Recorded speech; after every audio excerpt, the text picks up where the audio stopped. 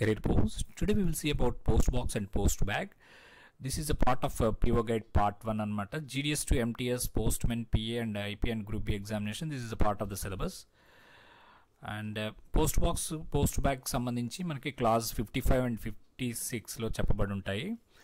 ఈ post box అంటే మనం అనుకునేటువంటి లెటర్ బాక్స్ వేరు, పోస్ట్ బాక్స్ వేరు. ఈ పోస్ట్ బాక్స్లో మనకి ఎవరైతే కస్టమర్స్ ఉంటారో వాళ్ళకి పిఓ బాక్స్ నెంబర్ స్వాతి అని, పిఓ బాక్స్ నెంబర్ 25 అని ఇట్లా ఇస్తారనమాట. వాళ్ళకి డెలివరీ చేయాల్సినటువంటి లెటర్స్ అన్నీ కూడా ఇట్లాంటి గోళ్ళలాగా ఇట్లా బాక్సెస్ ఉంటాయి, అందులో పెడతారు. ఇక్కడ తాళం వేస్తారు. ఒక తాళం పోస్ట్ ఆఫీస్ దగ్గర ఉంటుంది, ఒక తాళము కస్టమర్ దగ్గర ఉంటుందన్నమాట.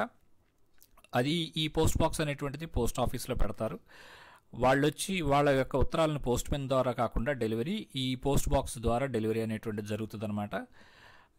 దీనివల్ల ఫెసిలిటీ ఏంటంటే పోస్ట్ మెన్ వచ్చి ఇవ్వటం కంటే వీళ్ళు రెగ్యులర్గా ఇంకా ముందే పోస్ట్ మెన్ వచ్చే లోపే ఇవన్నీ కూడా వాళ్ళ మెసెంజర్ ద్వారా వచ్చి తీసుకుంటానికి వీలు పడుతుంది అనమాట. అది పోస్ట్ బాక్స్ యొక్క concept. Head of the circle determines the post offices. ఎక్కడ పోస్ట్ బాక్సులు పెట్టాలి అనేటువంటిది హెడ్ ఆఫ్ ద సర్కిల్ అనే ఆయన డిసైడ్ చేస్తారనమాట. అది గుర్తుపెట్టుకోవాలి. Who determines the post offices where post boxes are to be established అని అంటే కనుక అది హెడ్ ఆఫ్ ద సర్కిల్ అని గుర్తుపెట్టుకోవాలి.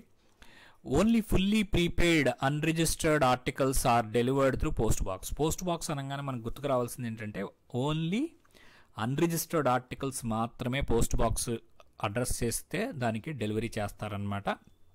రిజిస్టర్, ఇన్సూరెన్స్ ఇట్లాంటివన్నీ కూడా పోస్ట్ బాక్స్కి చేయకూడదు అనేది ఇండియాలో రూల్ అనమాట. ఫారిన్ కంట్రీస్లో అయితే పోస్ట్ బాక్స్కి రిజిస్టర్స్ అవి అలౌ చేస్తారు, కానీ ఇండియాలో అది సాధ్యపడదు. Articles address to other persons or firms or care of post box numbers are not delivered through post box except in the following cases. ఎవరికైతే ఫర్మ్స్ కానీ పర్సన్స్కి కానీ ఈ కేర్ ఆఫ్ పోస్ట్ బాక్స్ ఉన్నవి జనరల్గా ఆ పర్సన్స్కి డెలివరీ చేయరు అనమాట. కానీ ఈ కింది కండిషన్స్లో వాటికి చేస్తారనమాట. ఏంటవి అంటే కనుక articles address to legitimate personal of firm renting a post box.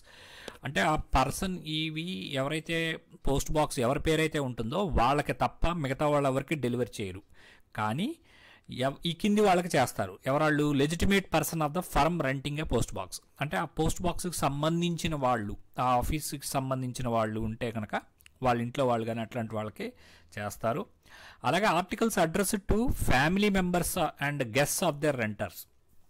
వాళ్ళ ఇంట్లో ఉన్న వాళ్ళందరికి వాళ్ళ అడ్రస్లతో వచ్చినా కూడా డెలివరీ చేస్తారు. అలాగే వాళ్ళకి వచ్చే గెస్ట్కి కూడా వచ్చినా కూడా డెలివరీ చేస్తారనమాట. Articles address towards trainees or inmates of an institution controlled by a recognized and known authority. Suppose ఏదన్నా ఒక ఇన్స్టిట్యూట్ ఉంది, కాలేజ్ ఉంది, లేకపోతే యూనివర్సిటీ ఉంది, వాళ్ళు ఒక పోస్ట్ బాక్స్ తీసుకున్నారనుకోండి, వాళ్ళ సంబంధించినటువంటి పిల్లలు ఉంటే వాళ్ళ పేరున పలానా కే రాములు అని చెప్పేసి ఆ ట్రైనీ లేకపోతే అక్కడ ఆ ఇన్స్టిట్యూట్ పోస్టల్ ట్రైనింగ్ సెంటర్ అని కానీ అట్లాంటివి ఎలా చేస్తారనమాట పోస్ట్ బాక్స్ ఉంటే. అలాగే articles address to casual visitors and commercial representatives staying with the renter. ఎవరైతే రెంటర్తో పాటు, రెంటర్ అంటే ఇక్కడ బేసిక్గా అది రెంట్కి తీసుకోవాలి, ఇది యాక్చువల్గా దానికి కొంత ఫీజు ఉంటుంది, అదంతా కూడా మనం ఇప్పుడు చూస్తాము, అది ఉంటుందన్నమాట. ఈ క్యాజువల్ విజిటర్స్, కమర్షియల్ రిప్రజెంటేటివ్స్ ఎవరైతే రెంటర్తో పాటు ఉంటారో వాళ్ళకి కూడా ఈ ఆర్టికల్స్ డెలివర్ చేయబడతాయి. పోస్ట్ బాక్స్కి వచ్చినవి వాళ్ళ పేరు వచ్చినా కూడా. The renter if so he desires can get delivery of the postal articles address to other allied concerns of which he happens to be proprietor or agent through same post box on payment of separate fee in respect of such a concern and subject otherwise to the same terms and conditions as applicable to the delivery of postal articles addressed to the renter with the post box number.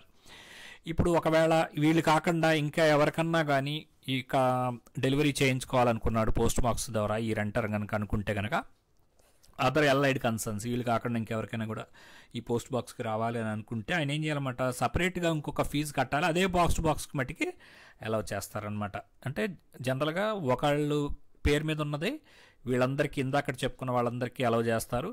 వాళ్ళు కాకుండా ఇంకోటి కావాలంటే మళ్ళీ ఇంకొక second fee అనేది కట్టి అదే post బాక్స్కి రెంట్కి తీసుకోవచ్చు అనమాట. అదే పోస్ట్ బాక్స్ నెంబర్ తోటి తీసుకోవచ్చు.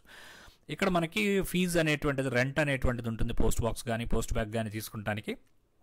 12 monthsకి వచ్చేసరికి పోస్ట్ బ్యాగ్స్ కానీ ఒక పోస్ట్ బ్యాగ్ లేకపోతే ఒక పోస్ట్ బ్యాగ్స్ కానీ మనం తీసుకుంటే అది రెంట్ 150 రూపీస్ అనమాట 12 మంత్స్కి. అదే క్వార్టర్కి అయితే 50 రూపీస్ పోస్ట్ బాక్స్ కానీ పోస్ట్ బ్యాగ్ కానీ. అదే ఫైనాన్షియల్ ఇయర్కి post box plus post bag రెండు కలిపి అయితే 250, post box plus post box క్వార్టర్కి అయితే 80 రూపీస్ అనమాట. దీనికి సంబంధించినటువంటి లెక్కలు కూడా పిఏ ఎగ్జామినేషన్లో ఇస్తున్నారు కాబట్టి ఇవి కూడా తెలుసుకోవాలి. ఈ టేబుల్ ఖచ్చితంగా గుర్తుండాలి.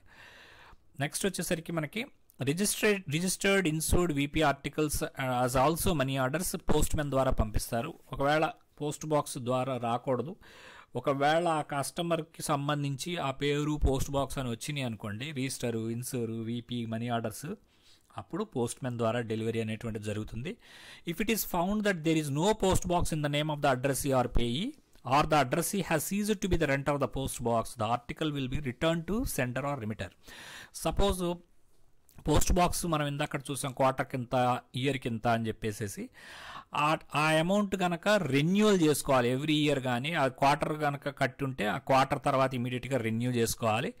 అది రెన్యూవల్ ఎంతలోపు చేసుకోవాలనేది తర్వాత మనం చూస్తాము. అలా చేసుకోకపోతే అతని పేరు మీద పోస్ట్ బాక్స్ లేనట్టే కదా.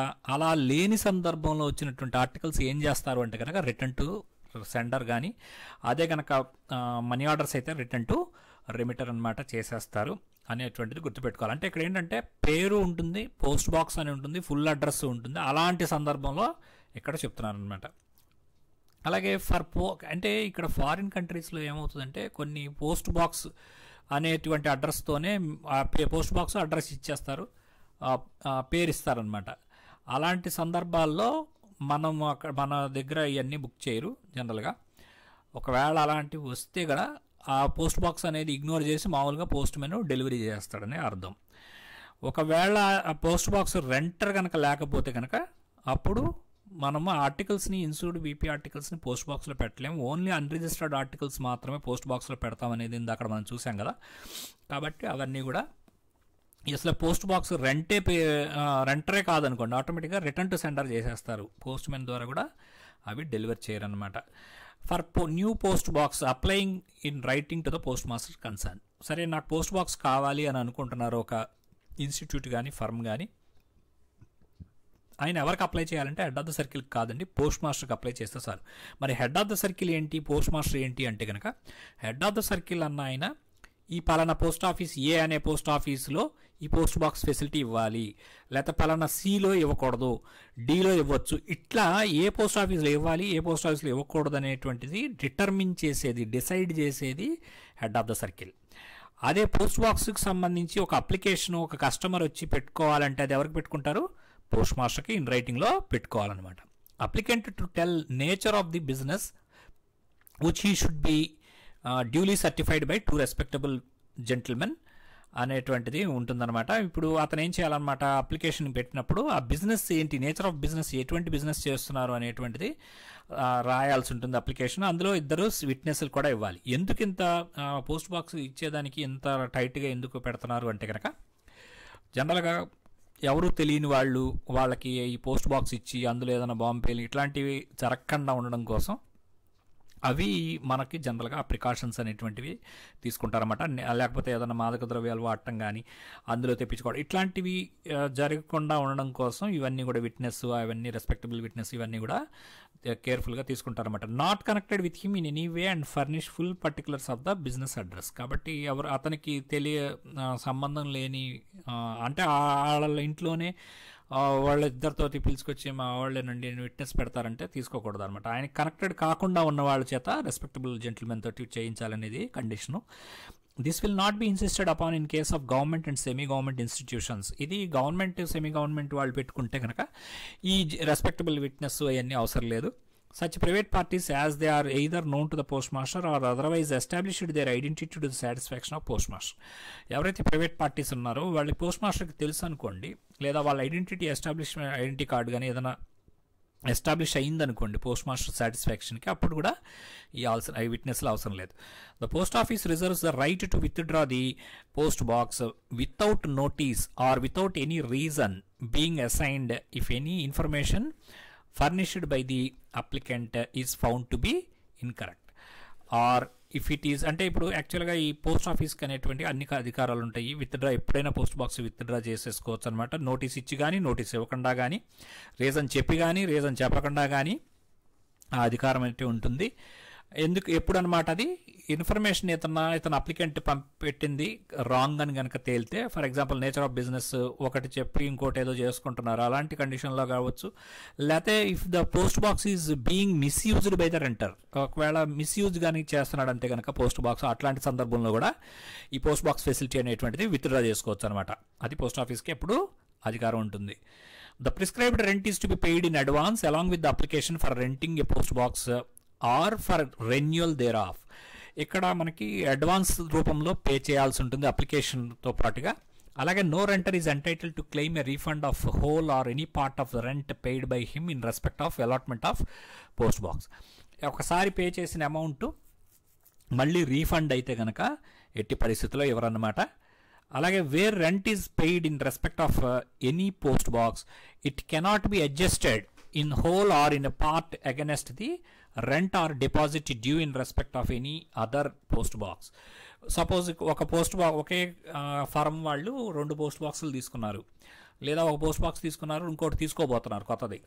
అలాంటి సందర్భంలో ఇందులో ఇది కట్టాం కదా, దీన్ని తీసుకెళ్ళి దానికి అడ్జస్ట్ చేయండి ఆ అమౌంట్కి, మళ్ళీ కొత్తది ఎందుకు కట్టడం అనేటువంటిది అట్లాంటివి కుదరదు అనమాట. తర్వాత renter of a post box changing his business and address or shifting his office to another place inform the post master of the change within 7 days of such change. ఒకవేళ అడ్రస్ మార్చారనుకోండి ఆ post box సంబంధించిన రెంటరు, ఆ address అనేటువంటిది inform చేయాలన్నమాట. Change అయింది మాది అనేటువంటిది ఎప్పటికి చేయాలి, 7 రోజుల్లోపు ఇంటిమేట్ చేయాలి. 7 రోజులు అనేటువంటిది ఇంపార్టెంట్ అనమాట, ఇది గుర్తుపెట్టుకోవాలి 7 days అనేది. అలాగే in the event of his failure to do so or furnishing wrong information in this regard the post box is liable to be withdrawn without notice or without any reason being assigned. ఒకవేళ ఇట్లా 7 రోజుల్లోపు business address మార్చినప్పుడు లేకపోతే అతను office మార్చినప్పుడు ఇంకో ప్లేస్కి అతను ఖచ్చితంగా చెప్పాలి. చెప్పకపోతే కనుక పోస్ట్ మాస్టర్ గారికి ఆ యొక్క ఫెసిలిటీని విత్డ్రా, ఏది పోస్ట్ బాక్స్ ఫెసిలిటీని విత్డ్రా చేసే అధికారం పోస్ట్ ఆఫీస్కి విత్ రీజన్ కానీ, వితౌట్ రీజన్ కానీ, వితౌట్ నోటీస్ కానీ చేసేటువంటి అధికారం ఉంటుందన్నమాట. No renter is entitle to demand that the post box any particular or a post box in any particular row or position should be allotted to him. Suppose ఇక్కడ గుళ్ళుగా ఉంటాయని ఇందాక చూసాం కదా, ఇప్పుడు ఆయన చూసి నాకు ఈ పైనుంచి 2వ దాంట్లో ఇక్కడ కావాలి నాకు, లేకపోతే ఫస్ట్ ఉంటే మాకు ఈజీగా ఉంటుందండి ఇది ఇవ్వండి అని ఆ పర్టికులర్ నెంబర్ కానీ, లేకపోతే పర్టికులర్ రోలో కానీ, అట్లా పొజిషన్లో కానీ ఉన్నది కావాలని అడిగేటువంటి అధికారము లేదనమాట. అట్లా డిమాండ్ చేయడానికి లేదు, ఏదిస్తే అది తీసుకోవాలి. If at any time during the period of rental the key of the lock or is lost to the credit the lost cost of both lock and key and in case both the lock and key or only lock is lost or damaged or the cost of the key only in case the key is lost or damaged, failing which the deposit made by him shall be forfeited. ఇక్కడ ఇంకొక concept ఉందండి, జాగ్రత్తగా వినండి.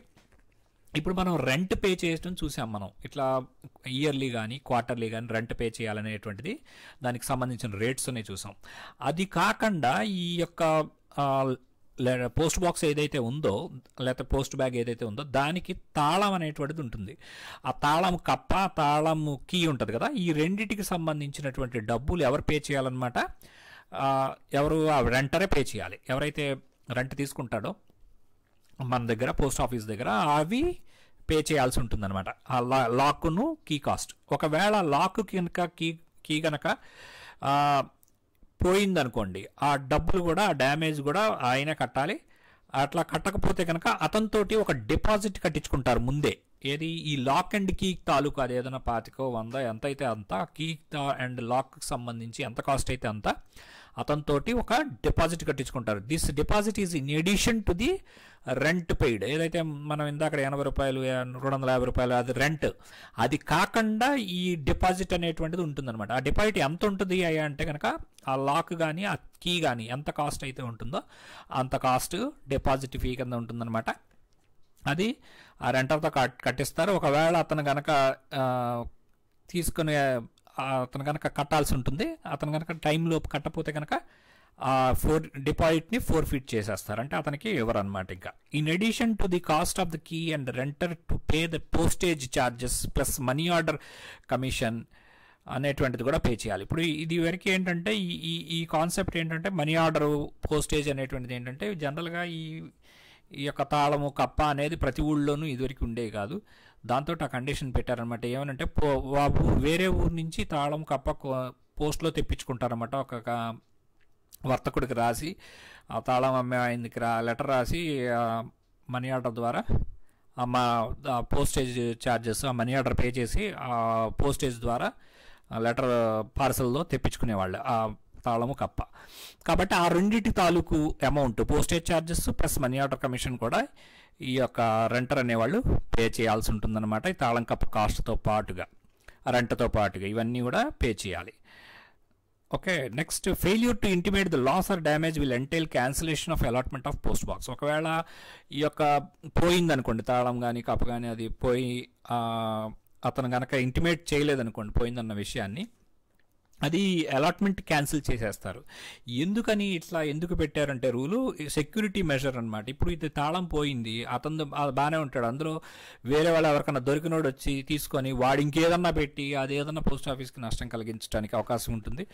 ఏదన్నా మాదక ద్రవ్యాలు ఇంకోటి కానీ ఏదైనా కానీ అట్లాంటివి ఇర్రెగ్యులర్ యాక్టివిటీస్ చేయడానికి కూడా అవకాశం ఉంటుంది దొరికిన వాళ్ళు. కాబట్టి అది ఇమీడియట్గా లాస్ ఆర్ డ్యామేజ్ జరగంగానే తాళం కప్ప మార్చాల్సిన బాధ్యత ఇద్దరికీ ఉంటుందన్నమాట.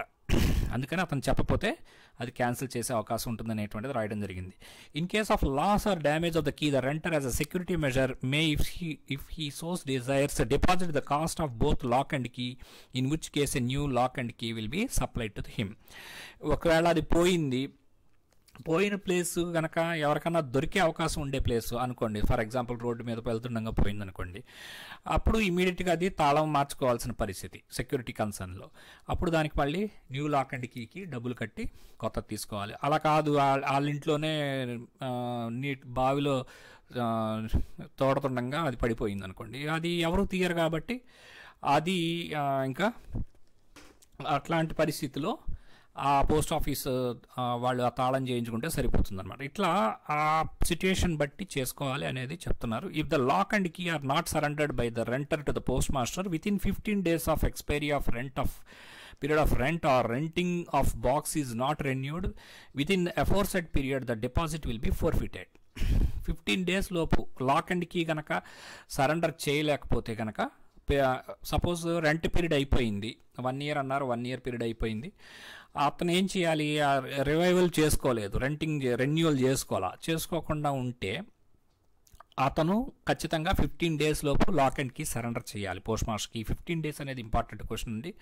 ఎన్నాళ్ళలోపు సరెండర్ చేయాలి అతను కనుక రెన్యూవల్ చేసుకోకపోతే అని చెప్పేసి అడుగుతారు. అప్పుడు 15 days లోపు సరెండర్ చేయకపోతే కనుక ఆ డబ్బులు కూడా ఫోర్ఫిట్ అయిపోతాయి అనమాట, deposit amount. If the renter does not notify the post master of his intention not to renew the rental of the post box before the expiry of the rental period but surrenders to him the lock and key within 15 days of the such expiry, he may be granted a refund of the portion of the deposit representing the cost of the lock and key. Suppose అతనికి next ఇయర్కి renew చేసుకోదలుచుకోలేదు, అలా ఉన్నప్పుడు అతను post మాస్టర్కి చెప్పదలుచుకోవాలి, అతను renew చేసుకుంటాడా లేదా అనే విషయాన్ని పోస్ట్ మాస్టర్కి చెప్పదలుచుకోవాలి.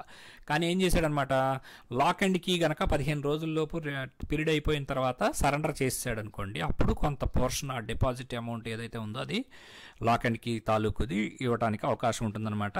ఎంత అనేది పోస్ట్ మాస్టర్ ఇష్టం అది. No application for renewal of rental of a post box is entertained unless it reaches the postmaster concerned before the expiry of the period for which rent has already been paid in advance. ఒకవేళ no application for renewal of rent of post box is entertained, రెన్యువల్కి entertain చేయరు అనమాట. ఎప్పుడు application for renewal అనేది entertain చేయరు, ఎప్పుడు అది కనుక పోస్ట్ మాస్టర్ దగ్గరికి ఈ అప్లికేషన్ అనేటువంటిది రెంట్ రెన్యువల్ చేయాల్సిన టైంకి కనీసం 15 రోజులు తర్వాత, after the expiry of period 15 days, within 15 days after expiry of period. ఇవాళతో అయిపోయిందండి 1 year. ఇవాళ నుంచి 15 రోజుల్లోపు కనుక అతను అప్లికేషన్ రాకపోతే కనుక అతన్ని అప్లికేషన్ రెన్యూల్ చేయరనమాట, అది ఎంటర్టైన్ చేయరనమాట తర్వాత వస్తే కనుక. అది ఒకవేళ పోస్ట్ మాస్టర్ కనుక సాటిస్ఫై అయ్యారు, ఒకవేళ ఈ 15 రోజుల్లోపు అతను తేలేకపోయాడు అన్నదానికి ఏదైనా రీజన్ రాసి for not making the application before the expiry of said period, అలాంటి రీజన్స్ కనుక సర్కమ్స్టాన్సెస్ బియాండ్ హిజ్ కంట్రోల్, అలాంటి టైంలో కనుక సపోజ్ ఏదైనా వచ్చింది, అతనికి జ్వరం వచ్చిందో లేకపోతే ఏదైనా కోవిడ్ వచ్చిందో ఇంకోటి ఏదైనా వచ్చింది అనుకుందాం, అప్పుడు ఏంటంటే అతని కంట్రోల్లో లేదు కాబట్టి అతను 15 రోజుల్లోపు వచ్చి రెన్యూవల్ చేయించుకోలేకపోయింది. రీజన్ అనేటువంటిది అతని కంట్రోల్లో లేని విషయం కాబట్టి అప్పుడు పోస్ట్ మాస్టర్ దాన్ని అతను రాసిన అప్లికేషన్ బేస్ చేసుకొని అతను చూసిన తర్వాత సాటిస్ఫై అయ్యి అతనికి ఒకవేళ ఆ బాక్స్ పీరియడ్ అయిపోయిన తర్వాత వేరే వాళ్ళకి కూడా ఇచ్చేయచ్చు కదా. ఇప్పుడు 25 అనే నెంబర్ ఉంది, ఇది రెన్యూవల్ చేసుకోలేదనుకోండి, ఈ 25 వేరే వాళ్ళకి కూడా అసైన్ చేయవచ్చు. అలా చేయకుండా ఉంటే అతనికి మళ్ళీ అదే నెంబరు ఇవ్వచ్చు అని చెప్తున్నారు. ఇఫ్ నాట్ అవైలబుల్, ఒకవేళ అది కనుక లేకపోతే ఫ్రెష్ నెంబర్ అలాట్ చేసేసి అతనికి ఇవ్వాల్సి ఉంటుందన్నమాట. The period of rental of post box commences from the first day of the month in which the post box is allotted and the period of renewal of rental commences from the first day of the month immediately succeeding the period of previous rental. ఇది important అండి. మనకి suppose 1 year పాటు తీసుకున్నాడు, December 31కి అయిపోయింది అనుకుందాం కాసేపు, December 31, 2024కి ఇది అయిపోయింది. ఇప్పుడు ఎప్పటి నుంచి స్టార్ట్ అవుద్ది? First day of the month in which the post box is allotted. ఇప్పుడు సపోజ్ ఈయనకి 1/1 తీసుకున్నారనుకోండి, 1/1/24 తీసుకుంటే 1/1/24 నుంచి స్టార్ట్ అవుతుంది. సపోజ్ ఆయన 31/1 తీసుకున్నాడు అనుకోండి, 31/1/24 తీసుకుంటే ఈ 31 తీసుకున్నా కూడా జనవరిలో 1వ తారీఖు నుంచి తీసుకున్నట్టే కౌంట్ అవుతుంది. అందుకని రాస్తున్నారు చూడండి, the period of rental of post box commences from the first day of the month in which the post box is allotted. Post box allot చేసినటువంటి మంత్లో మొదటి రోజు నుంచి ఎప్పుడు తీసుకున్నా కూడా మొదటి రోజు తీసుకున్నట్టుగానే భావించబడుతుంది. 31వ తారీఖు తీసుకున్నా, 20వ తారీఖు తీసుకున్నా, 10వ తారీఖు తీసుకున్నా, 1వ తారీఖు తీసుకున్నా, అది 1వ తారీఖు తీసుకున్నట్టుగానే భావించబడుతుంది అనమాట. భావించబడి అక్కడి నుంచి 1వ తారీఖు నుంచి 1 year కౌంట్ చేసి 31/12కి అయిపోయింది అన్నట్టుగా ట్రీట్ చేయబడుతుంది. మళ్ళీ 1/1 కల్లా మళ్ళీ తీసుకోవాల్సిన పరిస్థితి ఉంటుంది. And the period of renewal of rental commences from the first day of the month immediately succeeding the period of previous rental. ఇప్పుడు ఈ 31/12కి అయిపోయింది కాబట్టి నెక్స్ట్ మంత్ 1వ తారీఖు నుంచి 1/1/2025 నుంచి స్టార్ట్ అయిపోతుంది. ఇది గుర్తుపెట్టుకోవాలి. ఇది ఏమన్నా అప్లికేషన్ టైప్ ఆఫ్ క్వశ్చన్ కూడా అడగొచ్చు అనమాట. ఒక అతను వచ్చాడు, పోస్ట్ బాక్స్ రెన్యూవల్ రెంట్ 28/1/2024 తీసుకున్నాడు, ఇది ఎప్పుడు 1 year పాటు తీసుకున్నాడు, ఇది ఎప్పుడు మళ్ళీ రెన్యూవల్ చేసుకోవాలి అని. అది 28/1/2025 లేకపోతే 1/1/25 ఇట్లా క్వశ్చన్ని అడగటానికి స్కోప్ ఉంటుందన్నమాట. అప్లికేషన్ టైప్ ఆఫ్ క్వశ్చన్ మీరు అది గుర్తుపెట్టుకోవాలి. కాన్సెప్ట్ గుర్తుపెట్టుకుంటే మీకు అది అర్థమవుతుంది. When the postmaster allots a post box to the renter, the latter is supplied with a delivery ticket which will be produced by him or his messenger on demand. అతనికి ప్రతి messenger ఉంటారు కదా, ఈ post box సంబంధించి clearance అనేటువంటిది firm manager వచ్చి ఏం clear చేయడు, వాళ్ళకు ఒక మెసెంజర్ ఉంటారు. ఆ మెసెంజర్ వచ్చినప్పుడు ఎవరైతే పోస్ట్ మాస్టర్ అలాట్ చేస్తారో అతనికి ఒక మెసెంజర్కి డెలివరీ టికెట్ అనేటువంటిది ఇవ్వాల్సి ఉంటుందన్నమాట. ఆ ticket bears the same number as that allotted the post box and is not transferable. ఈ టికెట్ మీద ఈ యొక్క నెంబర్, పోస్ట్ బాక్స్ నెంబర్ 25 అయితే 25, 50 అయితే 50, 100 అయితే 100 ఉంటుంది. అది ఒకళ్ళ నుంచి ఇంకోళ్ళకి ఆ టికెట్ ఇవ్వరనమాట. ఎవరికి అలాట్ అయితే వాళ్ళకే ఇస్తారనమాట మెసెంజర్కి. It is open to the renter to clear his post box at any time during the business hours of the post office. ఇది కూడా ఇంపార్టెంట్ అండి, ఒకసారి అడిగారు ఇది. పోస్ట్ బాక్స్ క్లియరెన్స్ అనేటువంటిది ఎప్పుడు చేస్తారు అని అడిగారనమాట. బిజినెస్ అవర్స్ అనేటువంటిది బిట్ కింద వచ్చింది, ఇది గుర్తుపెట్టుకోవాలి. అంటే వర్కింగ్ అవర్స్లోనే, బిజినెస్ అవర్స్లోనే క్లియర్ చేసుకోవాలన్నమాట. Provided that the postmaster may prohibit the clearance of post box for any period not exceeding half an hour before each delivery to facilitate sorting of mails. ఈ post box clearance అనేటువంటిది ఆపొచ్చు అనమాట, prohibit చేయొచ్చు post master కొంత period, not exceeding half an hour, అరగంట ముందు each delivery to facilitate the sorting of mails జరగడం కోసము ఒక అరగంట ముందు, డెలివరీకి ఒక అరగంట ముందు ఈ యొక్క క్లియరెన్స్ ఆఫ్ పోస్ట్ బాక్స్ అనేటువంటిది ఆపొచ్చు అనమాట. For ensuring correct delivery the renter should arrange all the letters for delivery through the post box are addressed to him in the following manner. అతనికి అడ్రస్ చేసినటువంటి పోస్ట్ బాక్స్ సంబంధించినటువంటి address అనేటువంటిది ప్రాపర్గా ఉండాలి. అది ఎట్లా ఉండాలంటే ABC renter, post box number so and so, post office of delivery, pin code అన్నట్టుగా ఉండాలన్నమాట. That he has the postal address in delivery zone of the particular post office where he has rented A post box. ఆ delivery జోన్లో కూడా ఉండాలన్నమాట. In towns where there is more than one delivery post office, the post box facilities are not available in the delivery office. ఎక్కడైతే కొన్ని చోట్ల ఒక delivery ఆఫీస్కి బదులు ఇంకో 4-5 డెలివరీ ఆఫీసులు కూడా ఉంటాయి. అలాగే అలాంటి సందర్భంలో the post box facilities are not available in all delivery post offices. అంటే ఇప్పుడు సిపిఎంజీ గారికి పవర్ ఉంది కదా, ఏ పోస్ట్ ఆఫీస్లో డెలివరీ, ఏ డెలివరీ పోస్ట్ ఆఫీస్లో ఈ యొక్క పోస్ట్ బాక్స్ ఫెసిలిటీ ఇవ్వాలి అనేది. సపోజ్ ఆయన ఒక విజయవాడ లాంటి సిటీలో ఒక 4 ఆఫీసులు ఉన్నాయండి, 4గిట్లోనూ సిపిఎంజీ గారు పర్మిషన్ ఇవ్వాలి, ఏదో ఒక 2కే ఇచ్చారు 4గిట్లు అనుకుంటే, 5 ఉన్నాయి 2కే ఇచ్చారంటే మిగతా 3ట్లో ఆ ఫెసిలిటీ లేదనమాట. కానీ అలాంటి లేని చోట ఏం చేస్తారనమాట, the post box facilities are not available in all delivery office. The post box may be rented in any post office where such facilities may be available irrespective of consideration of delivery jurisdiction. ఇప్పుడు అతని యొక్క delivery జ్యూరిస్డిక్షను ఈ post box అనేటువంటిది జనరల్గా suppose ఏ అనే ఆఫీసులో ఆ delivery జ్యూరిస్డిక్షన్లో ఇతనిది post box renter delivery jurisdiction అక్కడ ఉందనుకుందాం, ఏ అనే కింద అతని ఉత్తరాలు వస్తే ఆ పోస్ట్ మెన్ ఏ అనే పోస్ట్ ఆఫీస్ కింద వాళ్ళు వచ్చి డెలివరీ చేస్తారనుకుందాం. కానీ అక్కడ పోస్ట్ బాక్స్ అక్కడ కనుక ఆ ఫెసిలిటీ లేదనుకోండి, వేరే చోట నుంచి కూడా అది ప్రొవైడ్ చేయొచ్చు అనమాట.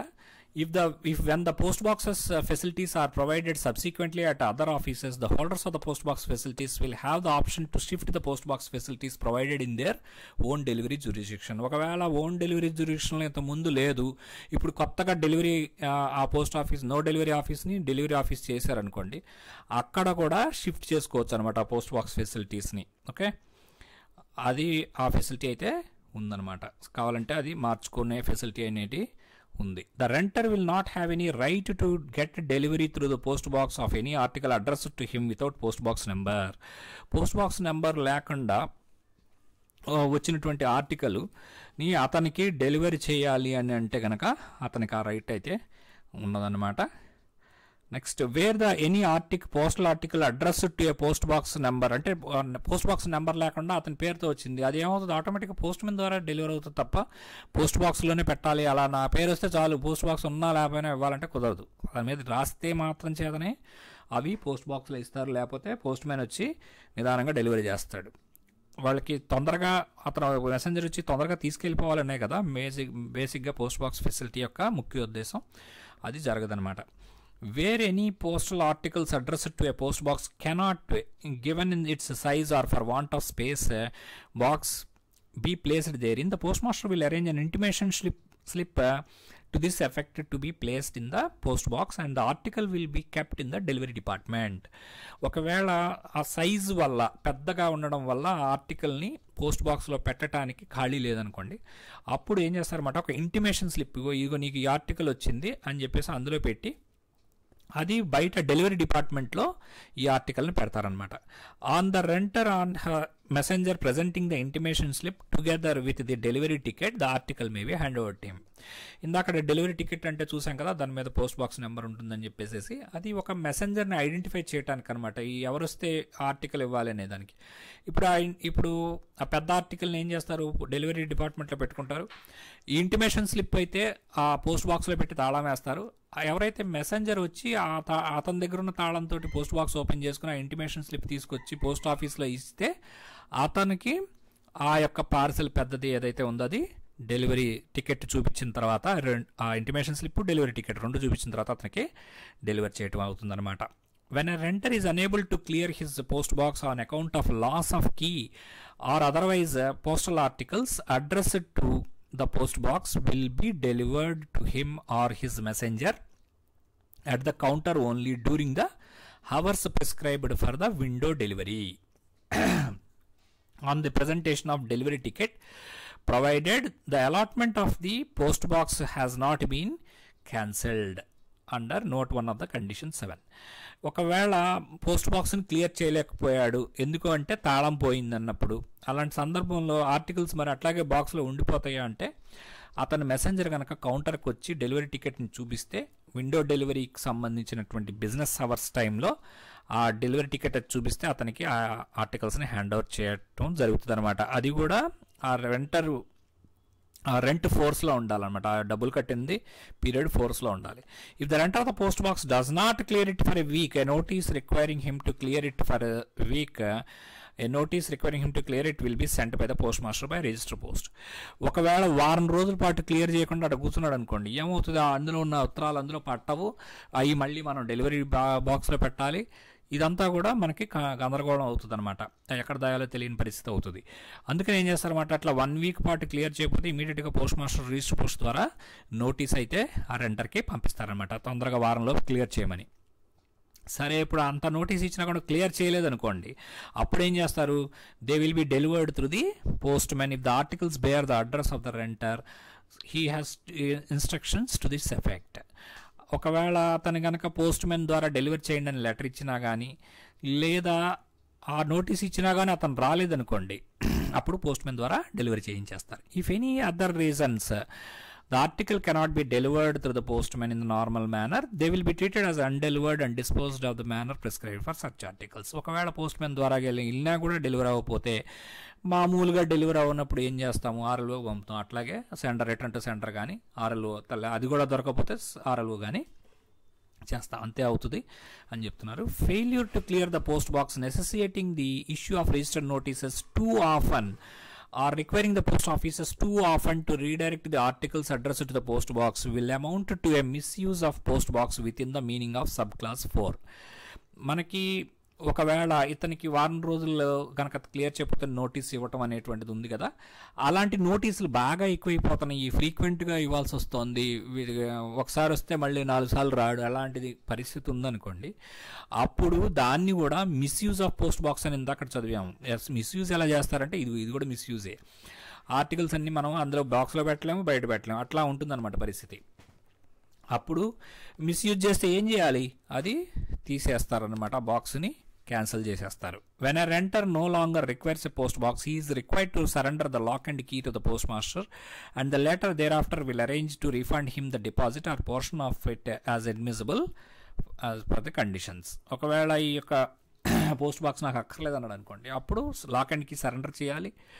అతనికి ఎంత పీరియడ్ లోపు సరెండర్ చేశాడు అనేటువంటి దాన్ని బట్టి ఎంత అమౌంట్ ఎలిజిబుల్ అంతే ఇవ్వడం జరుగుతుంది అనమాట. ఇది ఓన్లీ కేవలం లాక్ అండ్ కీ తాలూకు అమౌంట్, అంతేగాని ఏదైతే రెంట్ కడుతున్నారో 80 రూపాయలు 250 రూపాయలు అది మట్టికి ఎప్పటికీ రిఫండ్ ఎవరు, అది గుర్తుపెట్టుకోవాలి. No refund will be granted if the lock and key at the time of surrender are not in working condition. ఒకవేళ తాళము చెవి పని చేయకపోతే అవి ఫోర్ఫిట్ చేసేస్తారన్నమాట, అది ఏమి డబ్బులు రిఫండ్ ఎవరు. The post box holder who receives a large quantity of mail which cannot be conveniently put into the post box may rent an additional post box on the same terms and conditions but with the same post box number so that the entire mail may be placed inside the post box instead of keeping a portion of the mail under or above the or away from the post box cabinet. ఈ post box క్యాబినెట్లో పెట్టడానికి వీలు పడలేనంత mail అంటే ఎక్కువ volume వచ్చిందనుకోండి, అప్పుడు ఏం చేయాలన్నమాట, అతను ఎడిషనల్ పోస్ట్ బాక్స్ని అనేటువంటిది రెంట్కి తీసుకోవాల్సి ఉంటుంది. కావాలంటే సేమ్ పోస్ట్ బాక్స్ నెంబర్ని రెండింటికి కూడా ఇస్తారన్నమాట, అంటే 2 బాక్సులు తీసుకుంటాడు, సేమ్ నెంబర్ ఉంటుంది, అది అవైలబుల్గా ఉంటే అన్నమాట. అట్లా అనేటువంటి దానివల్ల ఏమవుతుంది, ఆ మెయిల్ని బయటపడేయకుండా అట్లా పాసిబిలిటీ అనేది ఉంటుందన్నమాట. సో ఇది మొత్తం పోస్ట్ బాక్స్ సంబంధించి మనం చూసాం కదా, వారం రోజులు నోటీస్ అనేటువంటిది ఇది ఇంపార్టెంట్, ఆ 15 days అనేటువంటిది ఇందాక చదివాము అది ఇంపార్టెంట్. ఈ లాక్ అండ్ కీకి 15 days అనేటువంటిది ఇంపార్టెంట్. ఇట్లాంటివన్నీ కూడా ఈ డేస్ ఉన్నాయన్నీ కూడా గుర్తుపెట్టుకోవాల్సి ఉంటుంది. అలాగే the number of post bags గురించి చూస్తే కనుక the system of delivery of postal articles in a bag which along with the lock and duplicate key supplied by the renter is available at all delivery post offices whether the post box system is available or there or not. Post box అనేటువంటి facility head of the circle కొన్ని వాటికి ఇస్తారు, కొన్ని వాటికి ఎవరని చూసాం కదా. అట్లా ఇచ్చినా ఇవ్వకపోయినా ప్రతి పోస్ట్ ఆఫీస్లోని ఈ పోస్ట్ బ్యాగ్ ఫెసిలిటీ అనేటువంటిది పెట్టొచ్చు అని చెప్పేసి రూల్ చెప్తుంది అనమాట. ఇది గుర్తుపెట్టుకోవాలి. వాళ్ళు క్వశ్చన్లో ఇవ్వచ్చు అనమాట. పోస్ట్ బ్యాగ్ ఫెసిలిటీ అనేటువంటిది పోస్ట్ బాక్స్ ఉన్న చాట ఇవ్వాలి, లేకపోతే 2 ఉంటేనే ఇవ్వాలి, లేకపోతే పోస్ట్ బాక్స్ ఉన్నా లేకపోయినా ఇవ్వచ్చు. ఇట్లాంటి కండిషన్స్ అన్నీ కూడా ఇవ్వడానికి స్కోప్ ఉంటుంది క్వశ్చన్ కింద. అది గుర్తుపెట్టుకోవాలి. అక్కడ ఉన్నా లేకపోయినా కానీ ఇవ్వచ్చు అనమాట. లాక్ డూప్లికేట్ కీ అనేటువంటిది ఇక్కడ ఒకటి అక్కడ ఒకటి, మామూలుగానే రెంటరే ఆ డబ్బు కట్టాల్సి ఉంటుంది అనమాట. కీ దాని తాలూకు తాళం కీ అనమాట. The foregoing provisions relating to renter of the post boxes applies mutatis mutandis to the renting of post box also except the following respects. ఏదైతే పోస్ట్ బాక్స్కి మాట్లాడుకున్నామో ప్రతి కండిషన్ కూడా పోస్ట్ బ్యాగ్ కూడా అప్లై అవుతుంది. కానీ except కొన్ని conditions ఏంటన్నమాట. Locked post bags with the postal articles placed inside the bag is handed over to the renter or his messenger over the counter on the production of delivery ticket during the hours prescribed for making window delivery. Window delivery అనేటువంటిది ఏంటన్నమాట, మనం జనరల్గా post man intimation ఇస్తే వాళ్ళు ఆర్టికల్స్ని తీసుకొచ్చి ఇక్కడ business hours టైంలో వచ్చి డెలివరీ తీసుకోవటాన్ని మనం విండో డెలివరీ అంటాము. అది పిఏ క్యాడర్లో వాళ్ళు డెలివరీ అనేటువంటిది విండో డెలివరీ ఇస్తారనమాట. ఇక్కడ ఏంటంటే ఈ పోస్ట్ బ్యాగ్ సంబంధించి లాక్డ్ పోస్ట్ బ్యాగ్ అనేటువంటిది ఆ బ్యాగ్ని హ్యాండ్ ఓవర్ చేస్తారు. 2 బ్యాగులు ఉంటాయన్నమాట. ఒక బ్యాగ్ ఇక్కడ ఖాళీది ఎప్పుడు ఉంటుంది, రెండో బ్యాగ్లో తాళం వేసి అతనికి ఇస్తారు. ఒక తాళం ఇక్కడ, ఒక తాళం అక్కడ ఉంటుందన్నమాట. ఇది ఇక్కడ పెట్టంగానే దీనిలో ఆర్టికల్స్ నింపి నెక్స్ట్ డే తాళం వేసి పెడతారు. ఆ పాత బ్యాగ్ తీసుకొచ్చేసేసి ఇక్కడ ఇచ్చేసి పోతుంటాడు అనమాట. డెలివరీ టికెట్ అనేటువంటిది ఇస్తే కౌంటర్లో విండో డెలివరీలో పోస్ట్ బ్యాగ్ అనేటువంటిది ఇవ్వచ్చు అనమాట. These bags except those rentals in combination with the post box same number may be used by the renter for dispatching to the post office fully prepaid unregistered letters, postcards, inland letters, cards, news papers and packets for posting అనమాట. ఇప్పుడు suppose అతను వచ్చేటప్పుడు ఏమవుతుంది, articles post office నుంచి articles వచ్చినాయి తీసుకుని బ్యాగ్లో పెట్టుకుని వెళ్తాడు. వచ్చేటప్పుడు మరి ఎంటీ బ్యాగ్ ఉంటుంది కదా, అందులో ఏవైతే లెటర్స్ ఆ కస్టమర్ పోస్ట్ చేయాలదలుచుకున్నాడో అవి ఆ బ్యాగ్లో పెట్టి కూడా పంపించవచ్చు అనమాట అనేటువంటిది చెప్తున్నారు అనమాట. అవన్నీ కూడా fully unregistered letters, post cards, inland letters, news papers, packets కూడా పంపించుకోవచ్చు అనమాట. అది post bags combination. These bags except those rental in combination of post bag and same number should be used for the renter అనమాట. Only post bag ఉన్న చోట ఇట్లా వాడుకోవచ్చు అనమాట. So this is all about post bags and post bags అనమాట. Subscribe to Career Post. Thank you.